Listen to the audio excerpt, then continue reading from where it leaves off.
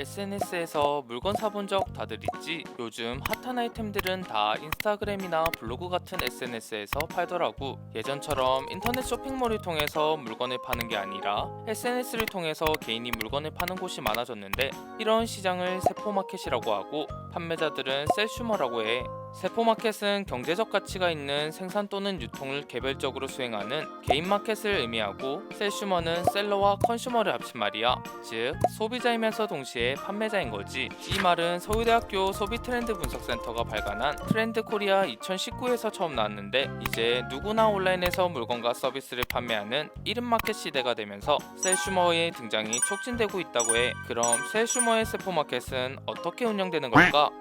세포마켓은 인플루언서로 불리는 팔로워가 많은 SNS 유저들이 자신의 팔로워를 대상으로 운영하고 있어. 이렇게 예쁘고 멋진 옷 입은 SNS 인플루언서들의 자연스러운 사진, 당연히 일상 게시물인 줄 알았는데 그 밑에 더보기를 펼치니까 모든 주문과 문의는 부담없이 DM 주세요라는 글 다들 한 번씩은 본 적 있지? 이게 바로 세포마켓 중 가장 대중적인 SNS 채널이야. SNS 채널은 인스타그램과 블로그 등의 개인 SNS를 통해 셀슈머들이 자신의 일상을 팔로워들과 공유하며 물건을 파는 형태야. 이 외에도 셀슈머들은 각종 브랜드와 홈쇼핑과 함께 콜라보하여 상품을 출시하기도 하고, 영상 콘텐츠를 제작하는 1인 크리에이터들은 자신의 영상에서 제품을 홍보하고 판매하기도 하는데, 이 또한 셀슈머의 한 종류라고 할 수 있어. 이런 세포마켓의 장점은 보통의 온오프라인 매장들과 달리 초기 투자 비용이 없고 주문에 따라 제작, 배송하기 때문에 재고에 대한 부담이 적다는 거야.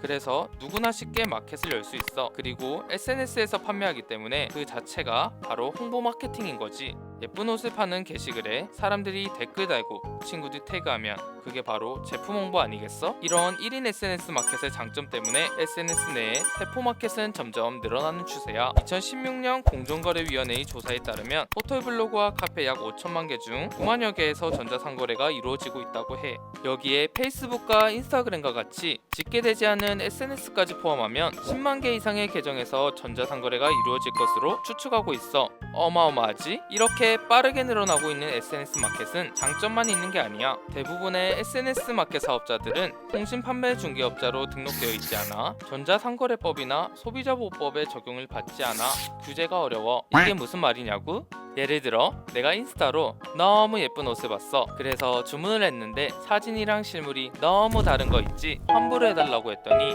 판매자가 안 된다고 싹 잘라 거절하고 연락이 두절돼버린 상황에서도 판매자에게 책임을 묻기 어렵다는 거지. 현재로서 피해를 당하지 않기 위해서는 물건을 구매하기 전 판매자의 정보를 정확하게 확인하고 구매자가 사전에 조심하는 방법밖에는 없어.